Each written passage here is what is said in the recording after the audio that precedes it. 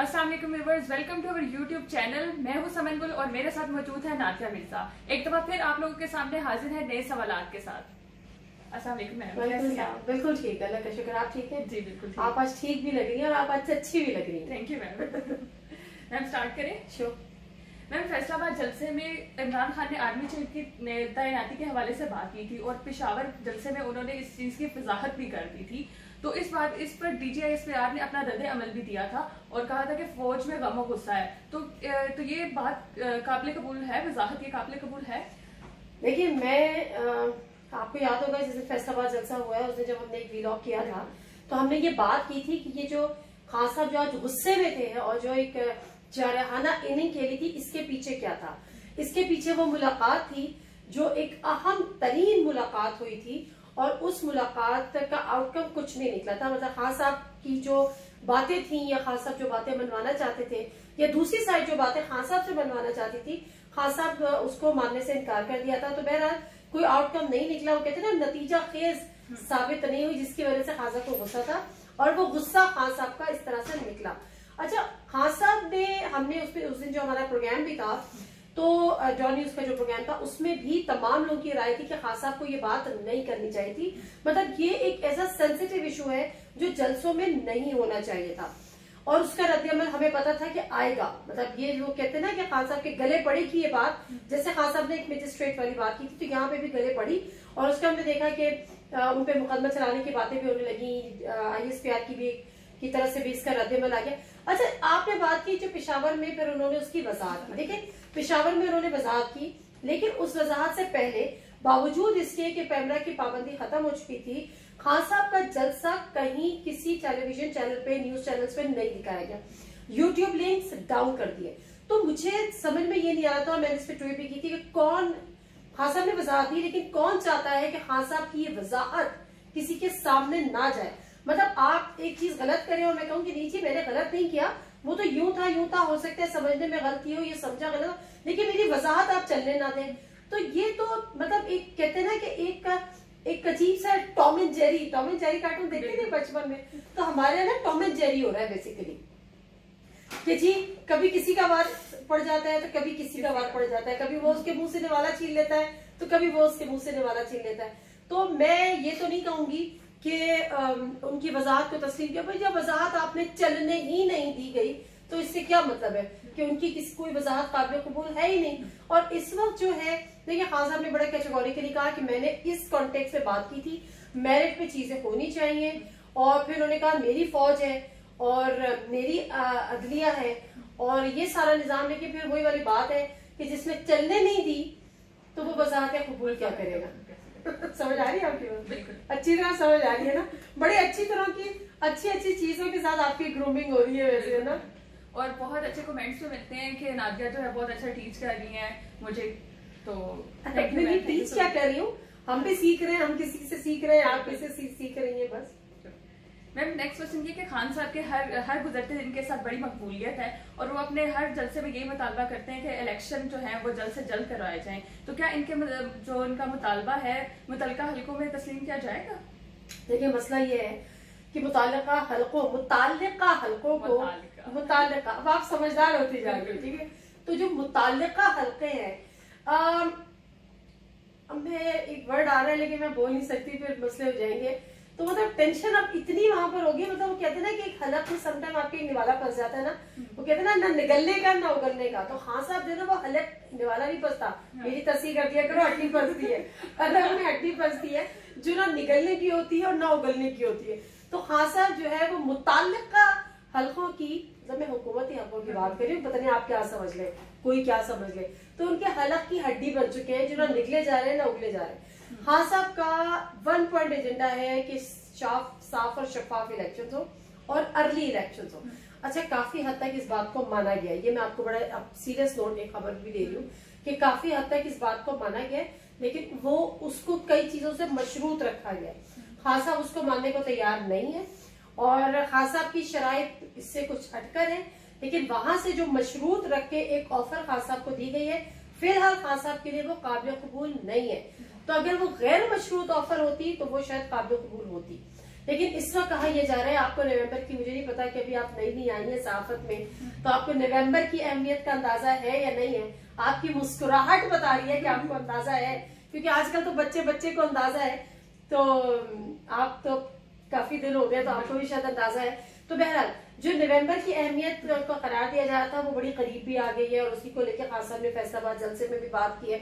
तो अब जो तमाम जो शराइत है वो नवंबर की अहमियत और नवंबर की अहम तैनाती के हवाले से कुछ चीजें मशरूत है, लेकिन बहरहाल खान साहब का ये मुतालबा काफी हद तक मान लिया गया है। उन्होंने कहा नवंबर गुजरने दें और उसके बाद ये असेंबलीज जो है वो तहरीर हो जाएंगी या कर दी जाएंगी, और मोस्ट प्रोबेबली मार्च तक ये इलेक्शंस की डेट कोई दे दे। तो let's wait and watch for the November. Ma'am एक खबर ये भी एक बड़ी अहम खबर है कि पंजाब हुकूमत जो है पीटीआई से वापस ली जा रही है। हमजा शहबाज ने लंदन में जो है नवाज शरीफ के इस बात पर कायल कर ली है, और इस चीज पर ये है कि पीटीआई के हाथों क्या निकल ये जो है ना ये चीज खान साहब को परेशान की हुई है। खान साहब जो प्रेशर बिल्ड कर रहे हैं ना डेली जलसे और मजे की बात ये वही वीडियोस बार बार दिखा रहे होते हैं। सबसे दिलचस्प चीज ये है कि जहां भी जाते हैं वो मेरी तो क्या, लंदन में तो क्या, पूरी दुनिया में कोई प्रॉपर्टी नहीं है, पाकिस्तान में प्रॉपर्टी नहीं है, फिर वो दूसरे एग्जांपल्स देते हैं। तो असल में बात ये है कि इसमें कोई शक नहीं कि देखिए खान साहब की जो हुकूमत पंजाब में आई है उसमें खान साहब की पीटीआई की जो गवर्नमेंट है वो कोई इतनी मजबूत गवर्नमेंट नहीं। उसकी वजह यह है कि गवर्नमेंट हुकूमत को जो चला रहा होता है वो वजीर आला होता है, और वजीर आला इनकी पार्टी का नहीं है।